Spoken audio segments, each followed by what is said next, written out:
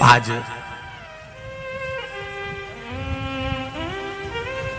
संपूर्ण देशवासियों को अनंग त्रयोदशी की बहुत बहुत बधाई हो। ये मेरे महादेव की वो त्रयोदशी है। इस त्रयोदशी पर आज सोम प्रदोष भी है। इस त्रयोदशी का मतलब अगर संसार के लोगों को मालूम पड़ जाए, ये केवल साल भर में एक बार आती है। महाराज, कार्तिक के शुक्ल पक्ष की जो त्रयोदशी होती है, इसको अनंग त्रयोदशी कहते हैं।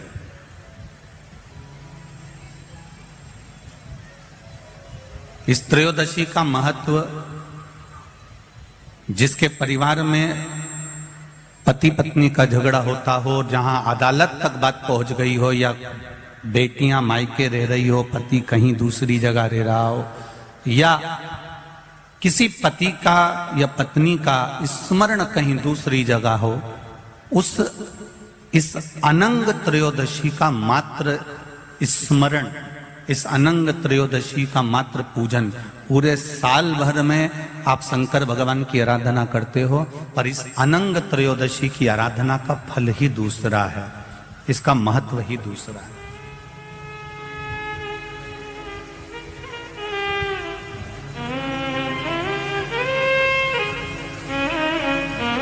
अनंग त्रयोदशी, जिस दिन केवल भगवान शंकर के शिवलिंग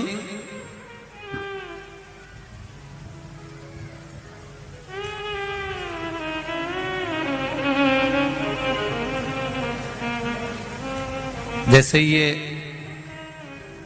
जलाधारी है माता पार्वती जी का हस्तकमल, ये शिवलिंग रखा हुआ है।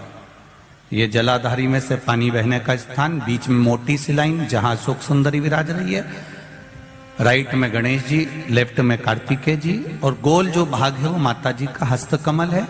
और ये जो शिवलिंग रखा हुआ है, ये शिव का स्वरूप है। जहां पर भगवान शंकर का शिवलिंग रखा हुआ है, उस स्थान पर आज अनंग त्रयोदशी के दिन मात्र जिस पति पत्नी का आपस में बैर चल रहा हो, अदालत में झगड़ा चल रहा हो, विवाद चल रहा हो, आपस में प्रेम समाप्त हो गया हो, एक दूसरे का सम्मान करना भूल गए हो, बात बात में झगड़ा करते हो, जरा जरा सी बात में मन मोटाव हो जाता हो, वो केवल एक कच्चे दूध की मात्र उंगली को भिंगाकर अगर जहां शिवलिंग रखा हुआ है वहां पर केवल कामदेव रति शिव और पार्वती का नाम लेकर मात्र उस कच्चे दूध की मात्र उंगली ही फेर देते हैं, तो उन पति पत्नी का जिंदगी में कभी विवाद नहीं हो सकता और कभी गलत मार्ग पर वो जा नहीं सकते। ये अनंग त्रयोदशी की महत्वता है, आज की महत्वता।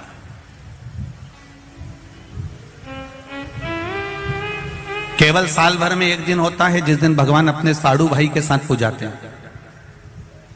केवल साल भर में एक दिन होता है जिस दिन महादेव कामदेव के साथ पूजाते हैं। केवल साल भर में एक दिन होता है अनंग त्रयोदशी का दिन, जिस दिन भगवान शंकर ने कामदेव को भस्म करा था और उसको अनंग कर दिया था।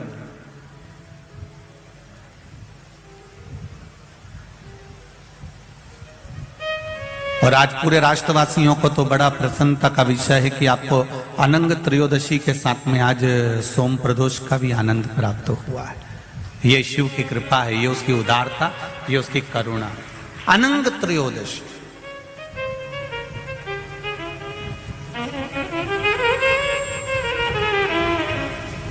अनंग त्रयोदशी,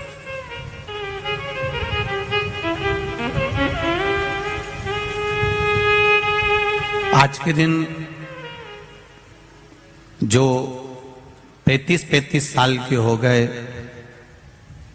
30 साल से ऊपर के हो गए, 42 साल के हो गए और जिनका विवाह नहीं हुआ है, वो बेलपत्री की मध्य पत्ती पर केवल कच्चा दूध लगाकर ही भगवान शंकर को समर्पित कर देते हैं।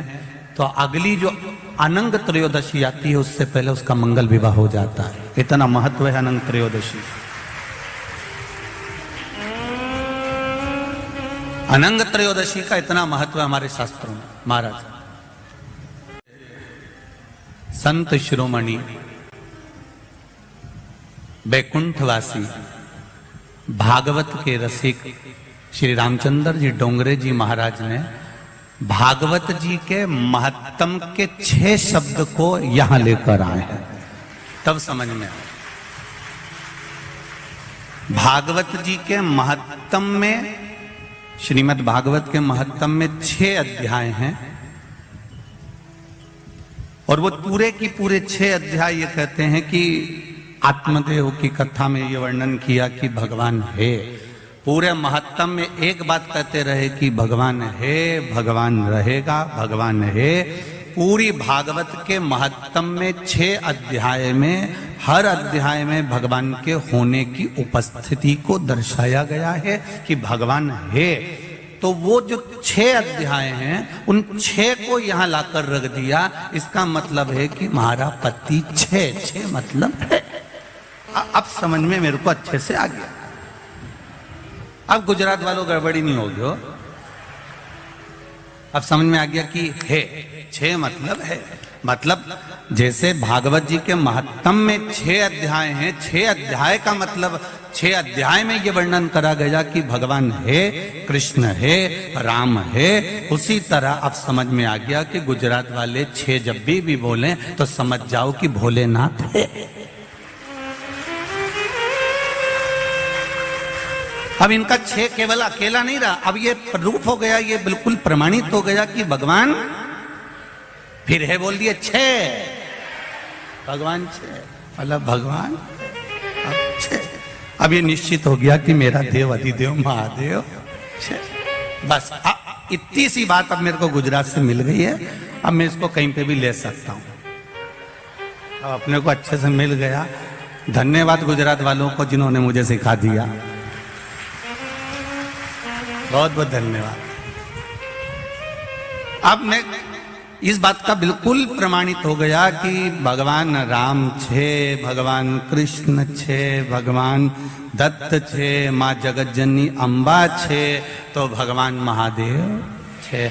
मतलब शिव इस पृथ्वी पर सदा विराजमान है और उसको पाने का सबसे सुंदर तरीका है सारी समस्या का हल, एक लोटा जल। केवल शिव को पाने का एक आदित्य, एक आनंदित तरीका, एक सुख। भगवान शिव ओगरदानी, त्रिकालदर्शी, कैलाशी, अविनाशी भगवान शंकर ने माता सती को खूब समझाया था।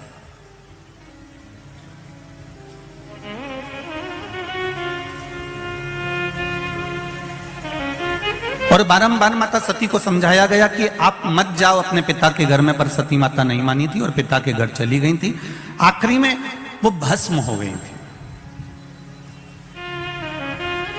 और शिवजी ने अपने तन पर वो भस्म धारण कर ली। देवादिदेव महादेव ने वो भस्म अपने शरीर पर धारण कर ली। समय आ गया, भगवान देवादिदेव महादेव नेत्र बंद कर कर अपनी साधना में, अपने तप में, अपने आनंद में, अपने राम नाम में, अपने कृष्ण नाम में डूब गए।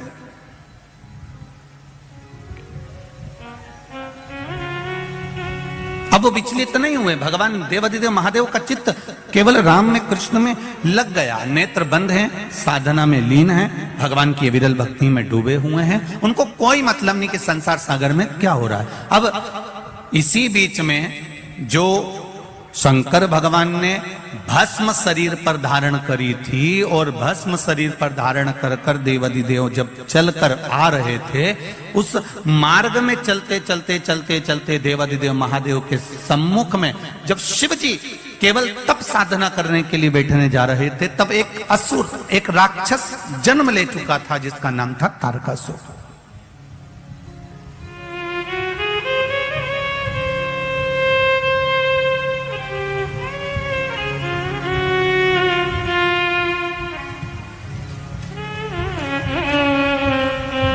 तारकासुर का जन्म हो चुका था। महाराज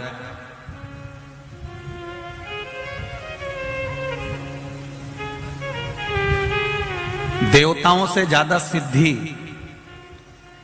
दानवों में होती है। देवताओं से ज्यादा सिद्धि देवताओं से ज्यादा विद्या, देवताओं से ज्यादा तंत्र विद्या, मंत्र विद्या, साधना विद्या, सिद्धियां देवता से ज्यादा दानवों के पास होती है, राक्षसों के पास होती है।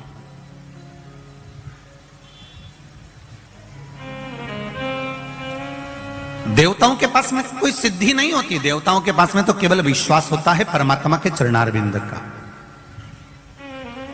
एक दूसरे के प्रति देवताओं के मन में भरोसा होता है। इंद्रदेव को भरोसा है भगवान नारायण पर, नारायण का भरोसा है भगवान शिव पर, ब्रह्मा जी का भरोसा है नारायण पर, वायुदेव, पवन देव, ये जितने भी देवता हुए हैं, गरुण वरुण, जितने भी देवता होते हैं, इनका विश्वास जागृत होता है।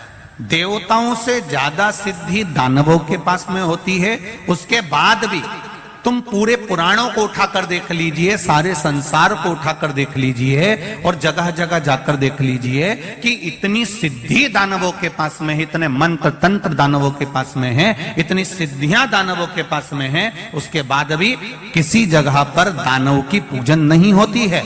होती है तो केवल देवताओं की पूजन होती है, केवल देवताओं की पूजन होती है। क्योंकि शिव पुराण कहती है कि तंत्र मंत्र साधना, ये सिद्धियां, ये सारी जो सिद्धियां है, ये कुछ दिन की रहती है।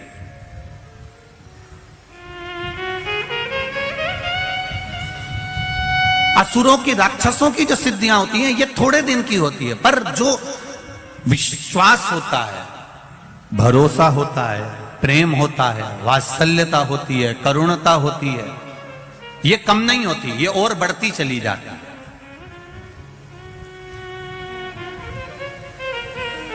आप जिससे स्नेह करते हो, प्रेम करते हो, विश्वास रखते हो, करुणा रखते हो, वात्सल्यता रखते हो।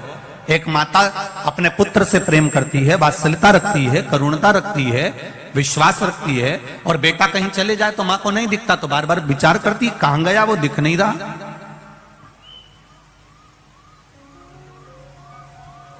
वो दिख नहीं रहा। कोई कोई स्नेह जो करते हैं, प्रेम जो करते हैं, उसको देखने के लिए तड़पते हैं।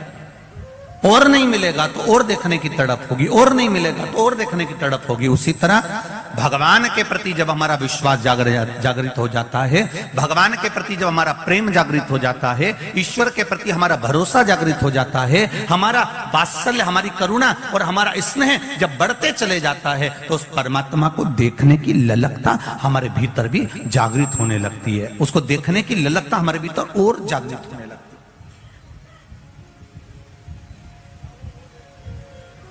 उसको देखने का मन जागृत होने लगता है। देव और दानवों में यह अंतर है कि दानवों के पास में सिद्धियां ज्यादा है, दानवों के पास में बहुत सारे तंत्र मंत्र साधना है, पर देवताओं के पास में कोई सिद्धि नहीं, कोई मंत्र नहीं, कोई तंत्र नहीं, कोई साधना नहीं। और देवताओं के पास में भले मंत्र तंत्र साधना नहीं है, उसके बाद भी आज भी संपूर्ण ब्रह्मांड में, संपूर्ण विश्व में देवता पूजाते हैं, दानव नहीं पूजाते। भले उनके पास में कितनी भी सिद्धियां हो, कितना भी बल हो, कितनी भी सिद्धियां एकत्रित करके रखे हो, कितना भी तंत्र मंत्र इकट्ठा करके रखे हो, पर वो पूजाते नहीं है।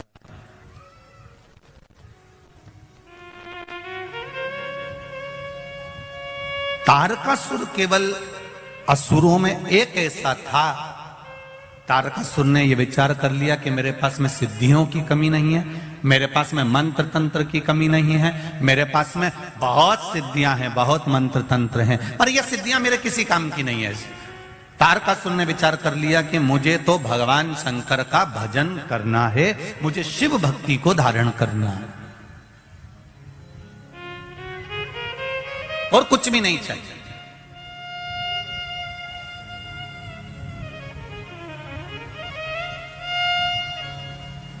महाराज,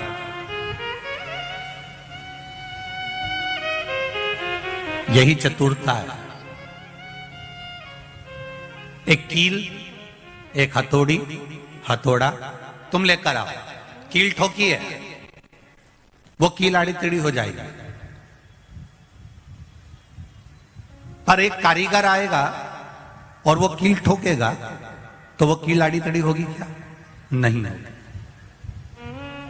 कारीगर उसमें माहिर है, उसने कील उठाई और ठोकना चालू कर दिया। उसने देखा भी नहीं कील को, ठोकना चालू कर दिया और कील सीधी की सीधी लगी है, वो आड़ी टेढ़ी नहीं हुई है। वो आड़ी टेढ़ी होती ही नहीं है क्योंकि वो ठोक रहा है। तो उसमें कारीगरी जो है वो कील ठोकने में प्रबल है और वो ठोक रहा है। उसी तरह जैसे कील संसार का कोई व्यक्ति ठोक रहा है तो वो आड़ी टेढ़ी हो सकती है, पर कारीगर अगर ठोक रहा है तो वो सीधी ही लगेगी। उसी तरह आप इस मन को, इस चित्त को, इस वृत्ति को कहीं पर भी लेकर चले जाओ, पर किसी श्रेष्ठ कारीगर के पास में अगर पहुंच गए, किसी शिवालय में, किसी शिव महापुराण की कथा में पहुंच गए और वहां कोई कारीगर मिल गया तो इस मन को परमात्मा के चरणों में ठोक ही देगा, ये निश्चित है।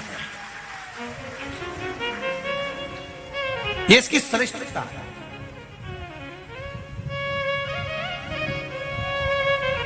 मैंने तेरे ही भरोसे ओ बाबा, तेरे ही भरोसे हवा बिच उड़ती जावांगी, बाबा डोर हथों छड़ी ना मैं कटी जावांगी।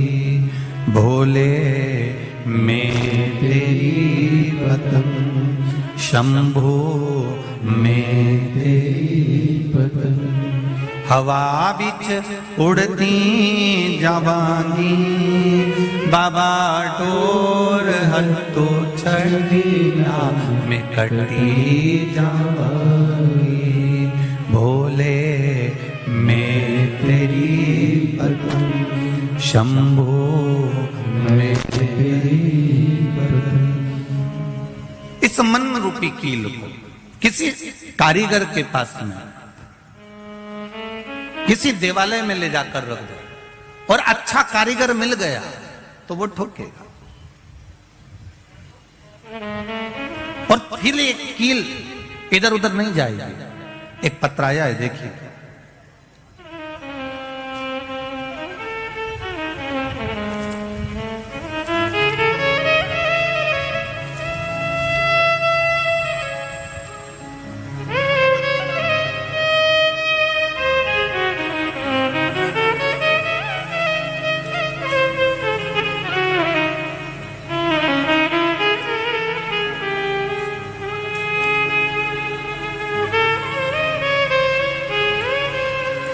मेरा नाम भावना राजेश पोपट है।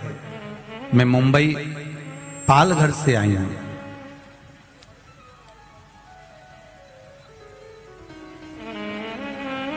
उन्होंने एक बात बहुत अच्छी लिखी है, मेरा नाम भावना राजेश पोपट है, मैं मुंबई पालघर से कथा में धोख लगाने आई हूं। मुझे हिंदी ठीक से लिखना बोलना नहीं आती है, तो क्षमा करना कहीं गलती हो तो। बेन, श्री शिवाय नमस्तुभ्यं। जहां भी बैठी हैं, अगर कहीं बैठी हो तो दोनों हाथ हिला दीजिएगा। आपके जहां कहीं भी बैठे हो दोनों हाथ हिला दीजिएगा। कहीं बैठी हो तो जरूर हाथ हिलाइएगा। मैं बाबा क्या बखान करूं महादेव की कृपा का।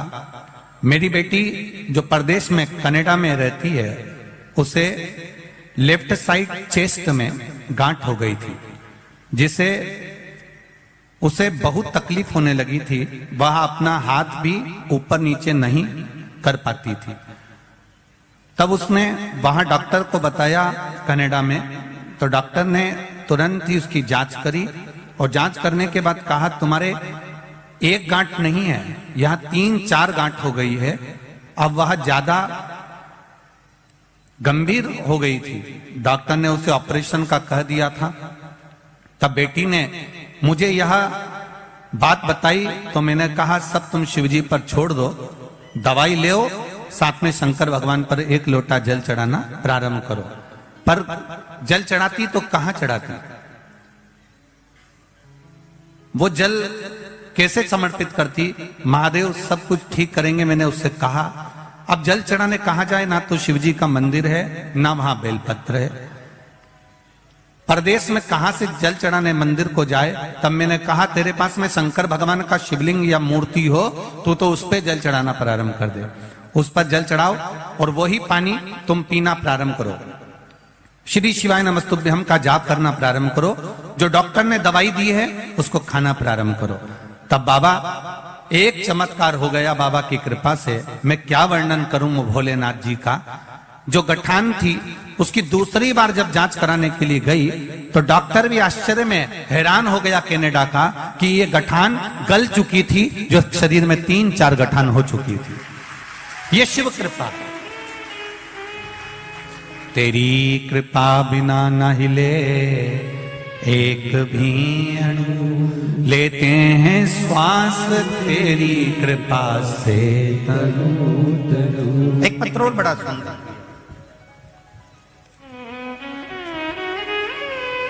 पहले तो बच्चे का फोटो देख लो आप। जितने लोग भी आस्था चैनल पर कथा देख रहे हैं, पहले इस बच्चे का फोटो देखें।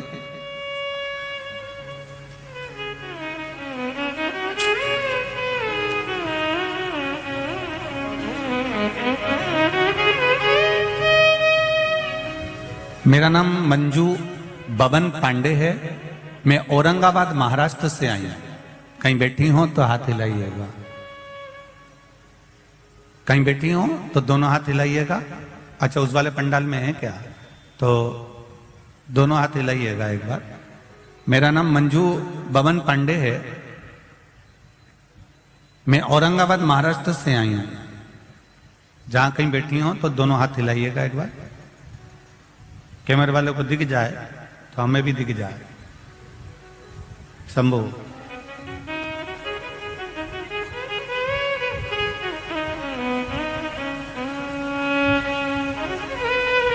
एक लोटा जल टीवी के सामने सुनी हुई कथा का क्या वर्णन करूं गुरुजी। मेरी 5 बेटियां हैं गुरुजी।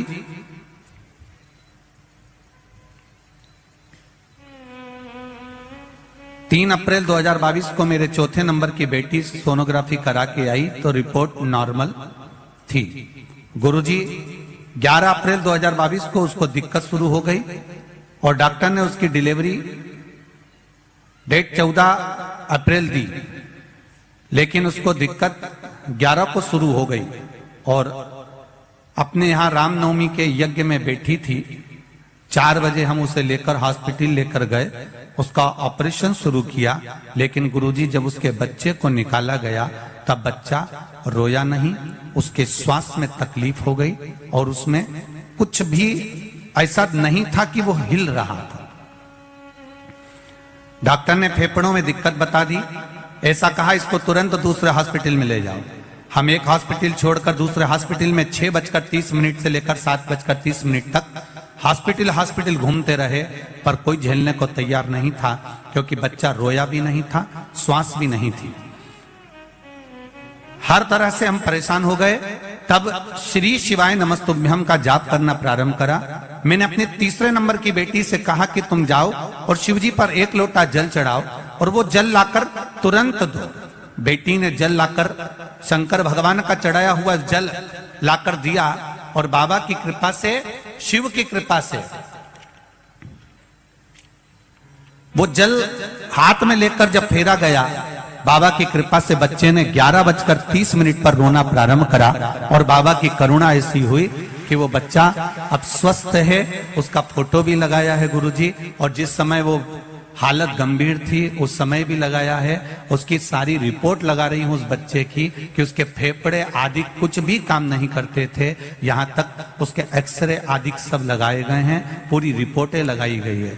गुरुदेव, ये शिव शंकर का भरोसा और विश्वास है जो आज मेरी गोद में मेरा बाबा का प्रसाद है। ये शिव कृपा। हर हर शिव भक्ति में भगवान शंकर की अविरल भक्ति का जो सुख है, भगवान शिव की अविरल भक्ति का जो आनंद है, आनंद कोई साधारण नहीं। बैठिए बहन, जहां कहीं भी अब बैठ जाइए। श्री शिवाय नमस्ते। यह आनंद भक्ति का एक सुख है, विश्वास, भरोसा, दृढ़ता। फिर निवेदन करूंगा, देवों से ज्यादा बल दानवों में है देवों से ज्यादा सिद्धियां दानवों के पास में हैं, देवों से ज्यादा तंत्र मंत्र साधना दानवों के पास में है। उसके बाद भी पूरे संसार में, पूरे विश्व में कहीं दानव की पूजन नहीं होती।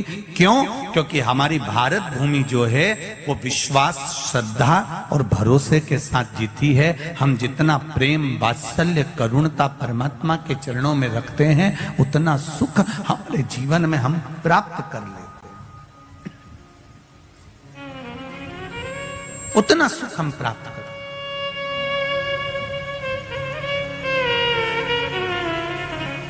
शंभो शरणे पड़ी मांगू घड़ी रे,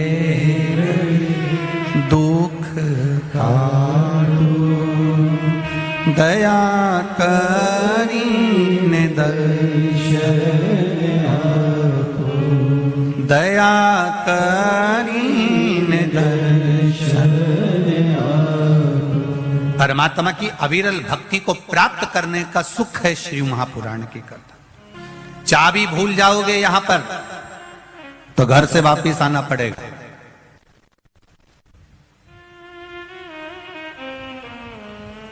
एक बात बहुत ध्यान लगाकर सुनना, चाबी की याद कब आती है? जब घर पर, जम के बोलो जरा, पहुंच गए। चश्मा भूल गए, चश्मे की याद कब आती है? जब कुछ पढ़ते से।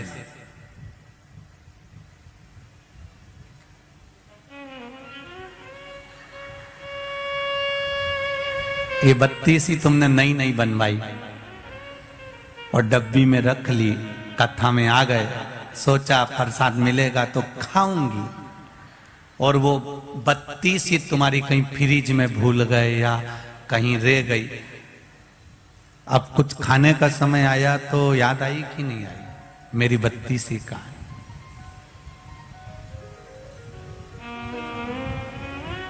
घर जाकर चाबी की याद आती है, पढ़ते समय चश्मे की याद आती है, खाते समय बत्ती सी की याद आती है, और मरते समय शिव की याद आती है। अंतिम बिंदु होता है जब एक्सीडेंट हो गया, ऑपरेशन की समय आ गया, बीपी शुगर गड़बड़ हो गए, कुछ काम बिगड़ गया, तब पंडित जी को फोन लगाया, महाराज जी महामृत्युंजय का जाप बिठा दो, मेरी बहू की तबीयत ठीक नहीं है। पंडित जी मेरे बेटे का एक्सीडेंट हो गया, महामृत्युंजय का जाप बिठा दो। पंडित जी ऐसा हो गया, महामृत्युंजय का जाप बिठा दो। अब कोई भी ये नहीं कह रहा कि कनक धारा का पाठ बिठा दो, श्री सूक्त या पुरुष सूक्त का पाठ बिठा दो।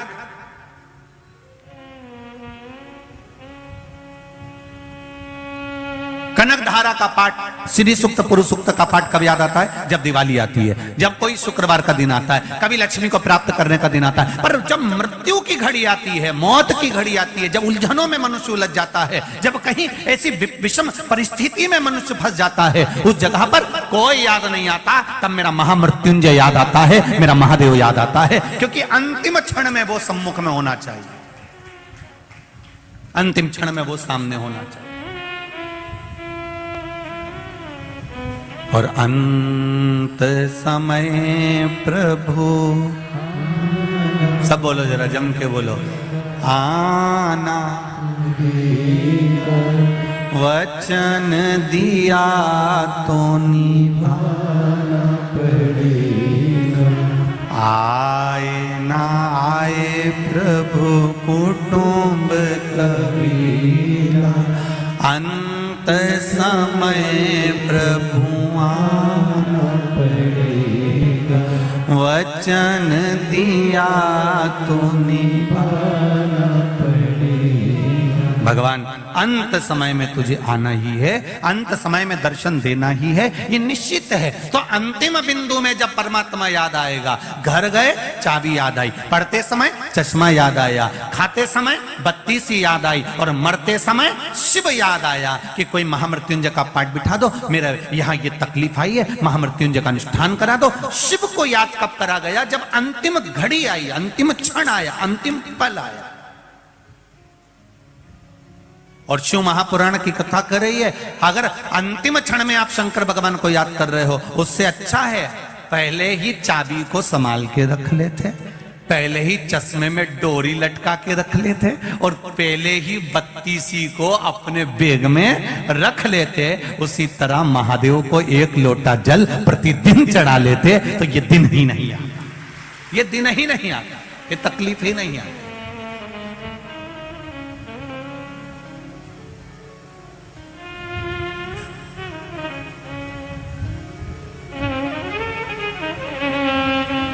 तारकासुर प्रकट हो गया। तारकासुर को लगा, तारकासुर को यह ज्ञात हुआ कि मुझ में बल बहुत है, मैं सब कुछ कर सकता हूं, मेरी सामर्थ्यता बहुत कुछ करने की।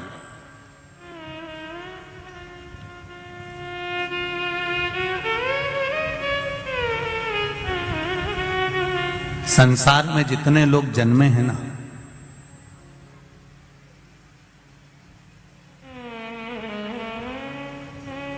संसार में जितने लोगों का जन्म हुआ है ना, कोई साधारण नहीं, सब भगवान की कृपा से जन्मे हैं, सब भगवान की करुणा से जन्मे। बस थोड़ा सा तालमेल मिलाने की जरूरत है।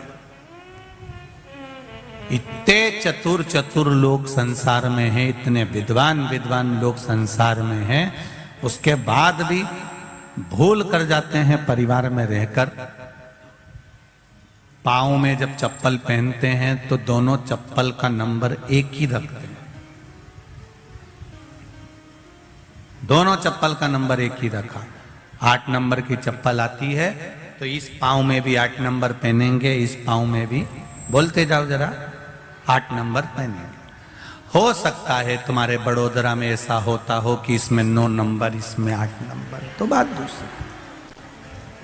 पर हमारे यहाँ तो नहीं होता। हमारे यहाँ तो अगर 7 नंबर की चप्पल है तो दोनों 7 नंबर की है, 8 नंबर की है तो दोनों 8 नंबर की है, 9 नंबर की है तो दोनों 9 नंबर की है।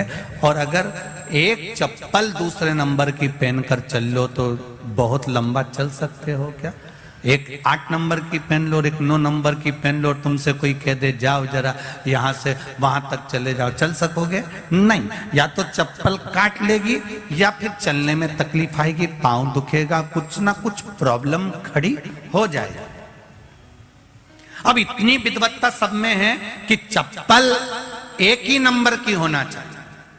अगर एक चप्पल 8 नंबर की और एक 9 नंबर की है तो बहुत लंबा नहीं चल सकते। उसी तरह परिवार में रह रहे हो, घर में रह रहे हो, तो निवेदन है पति पत्नी जब दोनों साथ रहें, भाई भाई जब साथ रहें, देवरानी जेठानी जब साथ रहे, सास ससुर जब साथ में रहें, बहुएं अपने परिवार के साथ में रहे, तो निवेदन है जैसे चप्पल 1 नंबर की होती है, जब आप अपना मायका छोड़कर ससुराल में आ जाओ, आप कौन से नंबर की चप्पल रखते हो, कितना क्रोध रखते हो, कितना वाणी में क्या रखते हो, उससे कोई मतलब नहीं होना चाहिए। अब ससुराल में आ गए हो तो चप्पल का एडजस्टमेंट कर कर चलना, अर्थात अपने को उनके नंबर से मिलकर चलना पड़ेगा, तब जाकर लंबा चल सकते हो। अगर इससे मिलकर नहीं चले तो थोड़ा जाने के बाद में अदालत पहुंच जाओ। आज के जमाने में सबसे ज्यादा अगर विडंबना है तो ये विडंबना सबसे बड़ी खड़ी होती है। थोड़े दिन तक संबंध रहता है, थोड़े दिन के बाद अदालत में पहुंच जाता।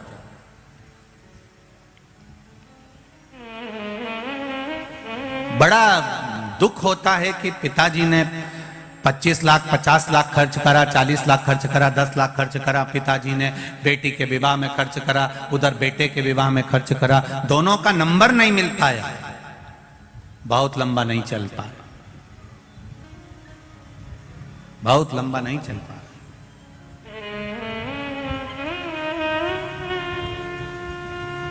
उसको मिलाने का प्रयास करिए।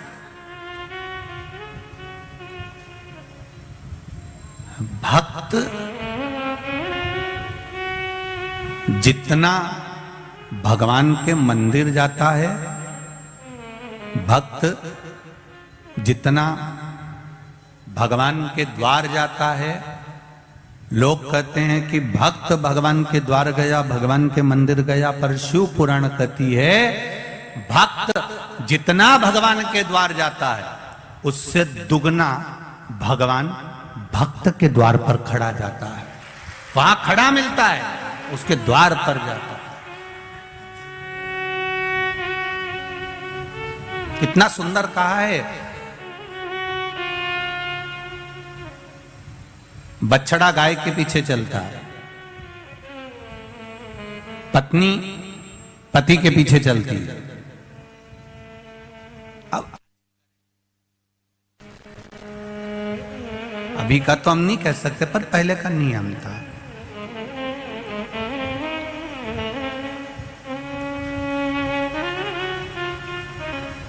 पहले का एक बहुत नियम था कि पत्नी पति के पीछे। एक हमने पहले भागवत जी में एक लीला श्रवण करी थी भगवान कृष्ण की, कि एक गोपी भगवान को बहुत बहुत घर जा जाके रोज चोरी का इल्जाम लगाती थी, रोज प्रतिदिन रोज चोरी का इल्जाम लगाए। यशोदा जी ने भी कह दिया, जिस दिन तुम मेरे लाला को पकड़ कर बता दोगी ना, उस दिन गारंटी है मेरी, मेरा बेटा चोर नहीं हो सकता।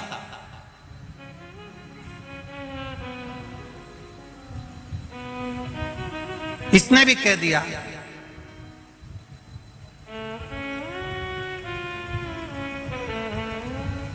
अगर मैंने भी तेरे बेटे को, तेरी औलाद को अगर पकड़ कर नहीं बताया तो मेरा नाम भी कमला बाई नहीं। अब जो भी उसका नाम होगा उस समय पर, मेरा नाम भी ये नहीं। अब इतनी शर्त लगा के चली गई। यशोदा जी ने अपने लाला को गोदी में लिया और गोदी में लेकर यशोदा जी बोली, कनुआ तेरे से एक निवेदन करूं मैं? हाँ मैया बोल। लाला तू उस गोपी के यहां कभी मत जाना, वो हमेशा तेरे पर इल्जाम लगाती और मेरे सामने नाक लगा कर आई है बहुत, और कह रही थी मैं पकड़ के बताऊंगी। कन्हैया बोले ठीक है मैया, मैं तो किसी के घर जाता ही नहीं हूं, और तूने इतना कह दिया तो अब तो और नहीं जाऊंगा।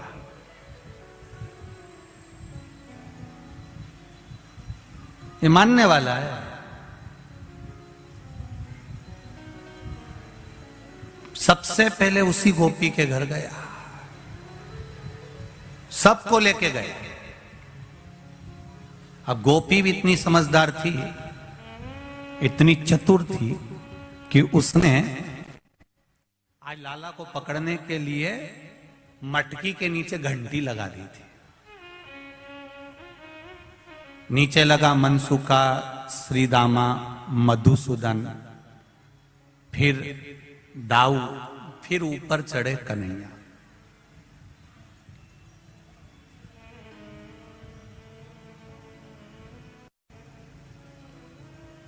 अब नीचे जो मनसुका लगा था उसको छींक आ रही थी।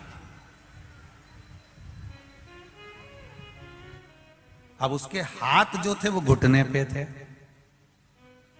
अब वो अगर हाथ हटाता और नाक पकड़ लेता तो छींक नहीं आती, परंतु वो हाथ घुटने पे थे और सबसे नीचे वो ही था और उसको आ रही छींक, और ये कन्हैया सबसे ऊपर।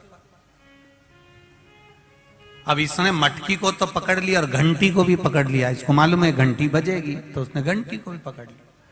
इतनी देर में जो नीचे था मनसुका, वो छींक दिया, और छीका तो ये सब धड़ धड़ धड़ धड़ नीचे। अब ये सब तो नीचे आ गए, वो अकेला टंगा है। अब उसका एक हाथ नीचे आ गया कन्हैया का, और घंटी टन टन बोलना चालू करी। सब भग गए, अकेला टंगा ऊपर, अकेला।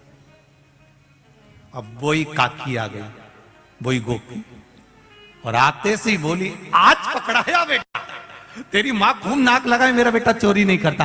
अब देख, अब उतर तू नीचे, जल्दी उतर। काकी कैसे उतरू? काकी बोली जैसा चढ़ा था। कन्हैया बोले चढ़ते समय तो और भी नीचे लगे थे। अरे नीचे उतर जा। नहीं उतरू काकी, मेरे से ऐसे उतरते नहीं। अरे कूद जा, लग जाएगी, मैं नहीं उतरू। एक काम करना काकी, तू मेरे नीचे लग जा। काकी काकी ने कहा मैं नीचे लगूंगी, तू मुझ पे पांव रखेगा तो क्या हुआ? काकी बोली मेरी उम्र देख रही है। काकी बोली मेरी उम्र तो देख, 72 साल की मेरी उम्र है। इतने में कन्हैया बोला चुगली करने में उम्र नहीं देखती।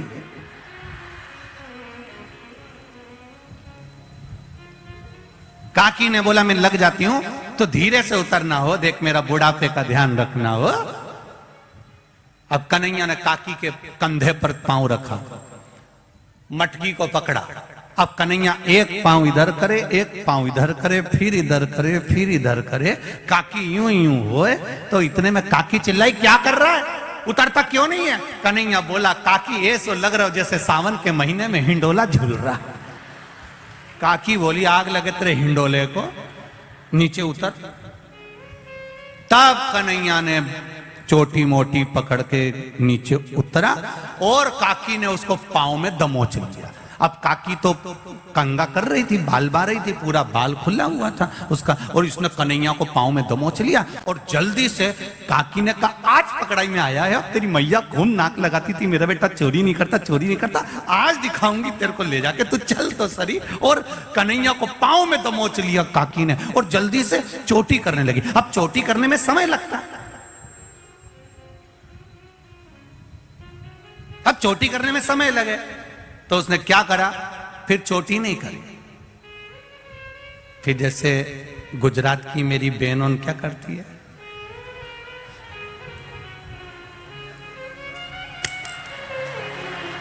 उनमें। और वैसे भी देखो लड़ने जाओ ना तो जूड़ा थोड़ा एनर्जी देता है।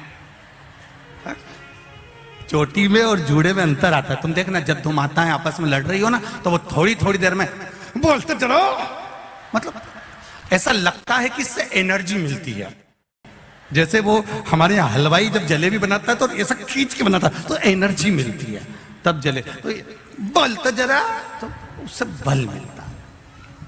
अब काकी ने बाल बांध लिया और बाल बांध के कहे चल जल्दी कन्हैया, चल उठ तो जरा, तेरी मैया के पास चल, चल तो जरा। अब इतने में कन्हैया कहे काकी मैया के पास मत ले जा, तुझे मेरी सौगंध है, काकी मैया के पास मत ले जा। काकी तो मानने को तैयार नहीं, ले गई हाथ पकड़ के बाहर, ऊपर से दरवाजे में लगा दी कुंडी, ताला लगाया और लगा के सीधे बाहर लेकर गई। इतनी देर में कन्हैया जमीन पे सो गया, उठे ही नहीं। उठ तेरी मैया के पास चल, नहीं जाऊंगा नहीं जाऊंगा नहीं जाऊंगा। मचल गया, नीचे सो गया, जमीन पर पड़ गया, नहीं जाऊं नहीं जाऊं। काकी भी वहीं बैठ गई। अब काकी वहां बैठी और बैठते से ही कन्हैया उठ के बैठा और बैठते से बोला काकी, ओ काकी तेरे सिर की सौगंध कभी मक्खन की चोरी नहीं करूंगा। इतने में काकी बोली तू मेरी सौगंध खा रहा है, तेरी मैया की सौगंध क्यों नहीं खाता? कन्हैया बोले काकी मेरी एक ही मैया है। इतने में काकी बोली मैं दो चार हूं।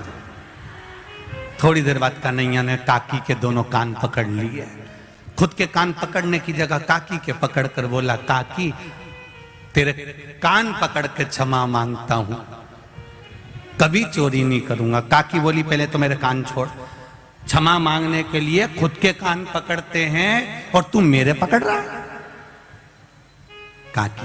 काकी ने नहीं सुना, हाथ पकड़ा लेके चली। चलते चलते चलते चलते आगे में और सामने चलते हुए चौराहे पर मार्ग से जैसे ही जा रही थी, इतनी देर में इसका जो ससुर वहां बैठा हुआ था, उस ससुर ने बहू को देख लिया। बहू को देखा, उसके पास में आ गया। आते से बोला बहू कहां जा रही है? कहीं नहीं, इस कन्हैया को लेकर जा रही हूं, इसकी मैया को दिखाने के लिए। अब ससुर इधर, बहू का मुंह इधर, इतना घूंघट कर लिया, इतना घूंघट। अब पहले का नियम था ससुर और सास के सामने बहू अपना मुख नहीं खोलती थी। अब आज का जमाना तो बड़ा विचित्र हो गया, अब क्या बोलूं इसका। पहले इतना घूंघट, तुम बहेड़िया परिवार में देखना उनकी दादी जी को, अभी भी बैठी है तो इतना ही डाल के बैठी, तुम देखो जरा। आप देखोगे तो माताओं को देखिए, उनके भेड़िया परिवार की इतना इतना घूंघट तो आज भी लेकर बैठी हुई है। अब पहले का जमाना था इतना पल्लू लेकर बैठते थे, पहले का जमाने में इतना चलता था, फिर धीरे धीरे इतना आया, फिर इतना, फिर इतना, फिर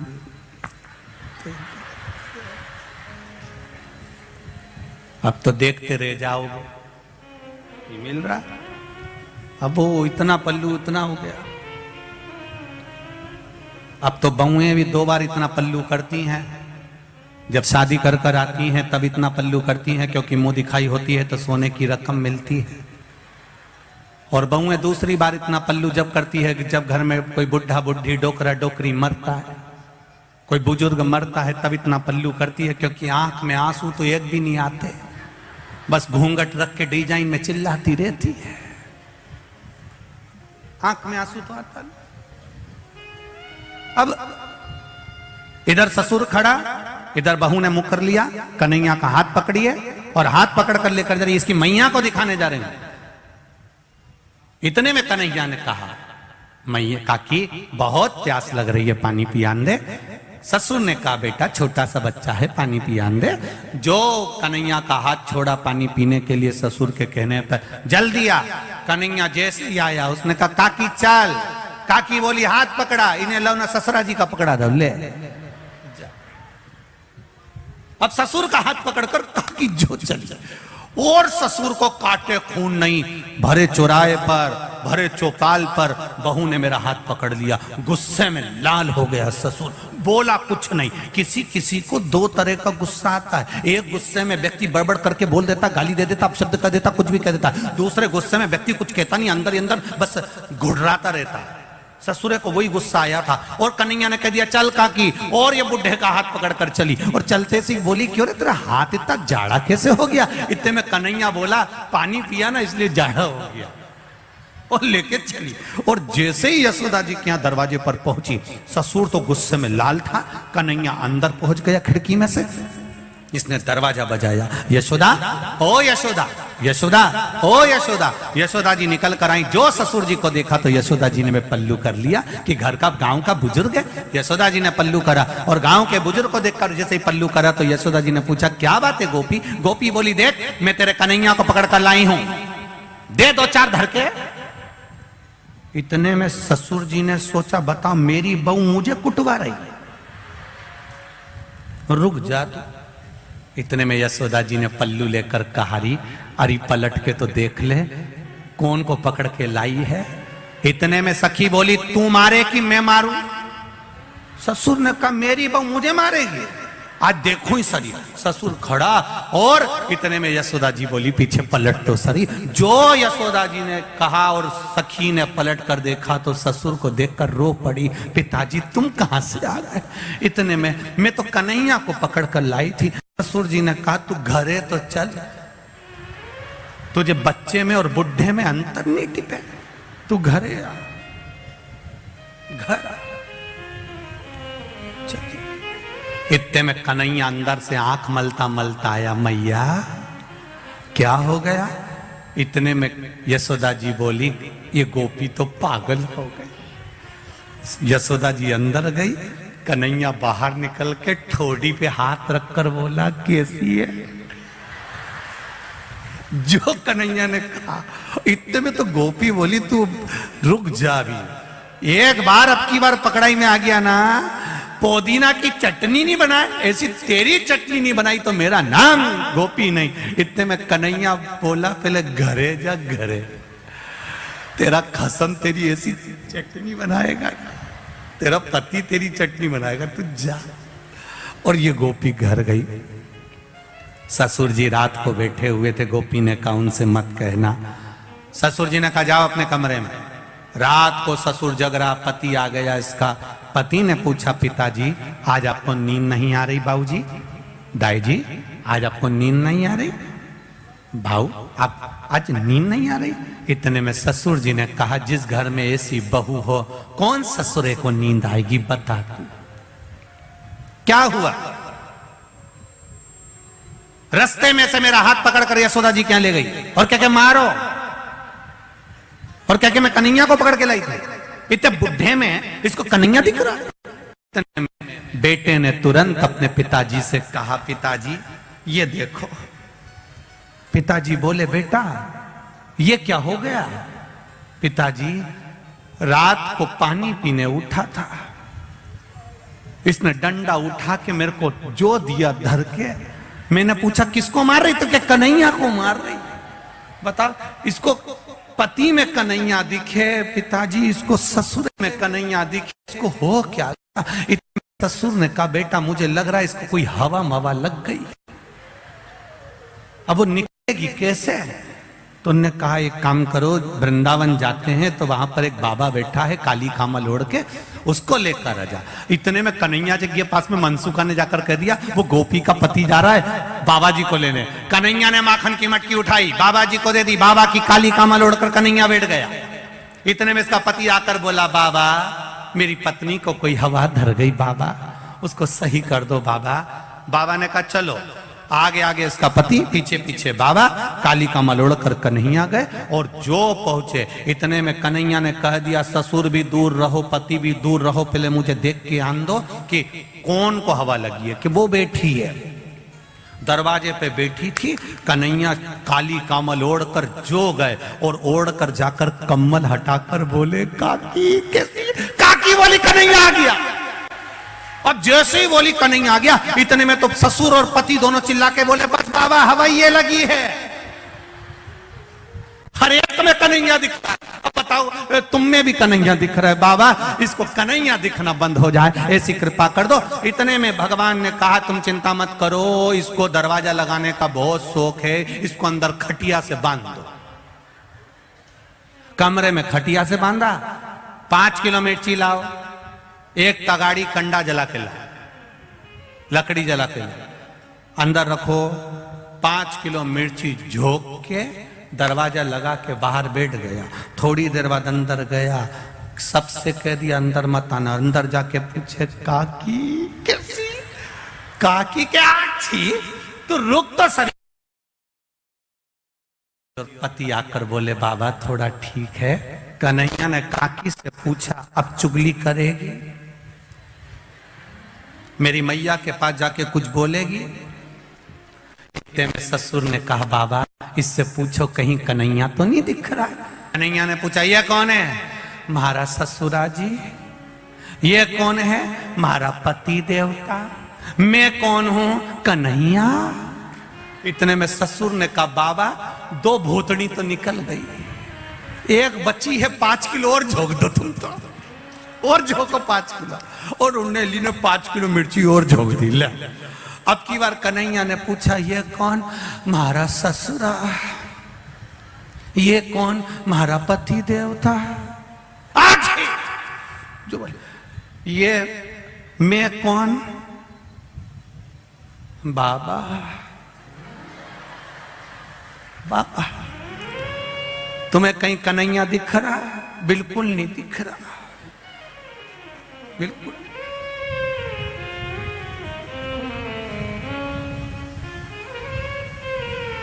कोई नजर।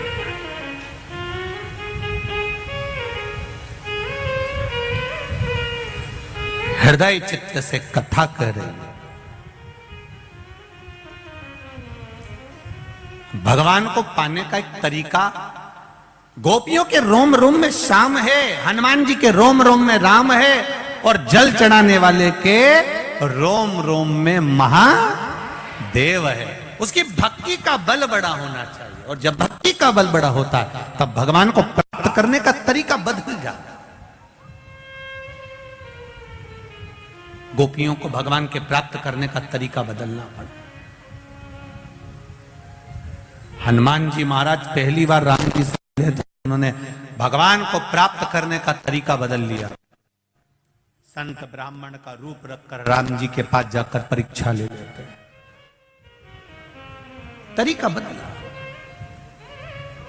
भगवान को पाने का भी तरीका बदल गया।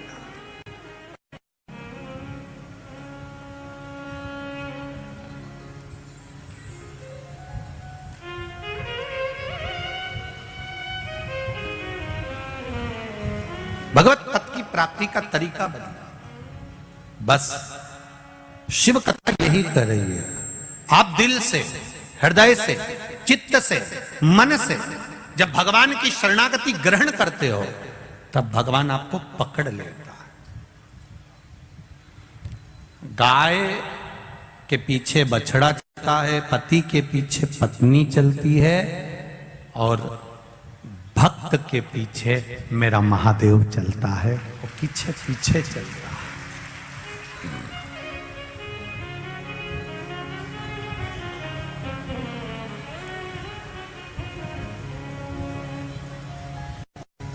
भक्त के पीछे भगवान चल रहा है। और जब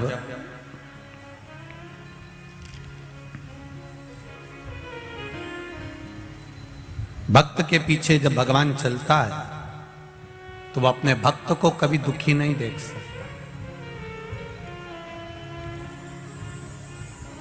अपने भक्त को कभी वो दुखी नहीं देख सकता।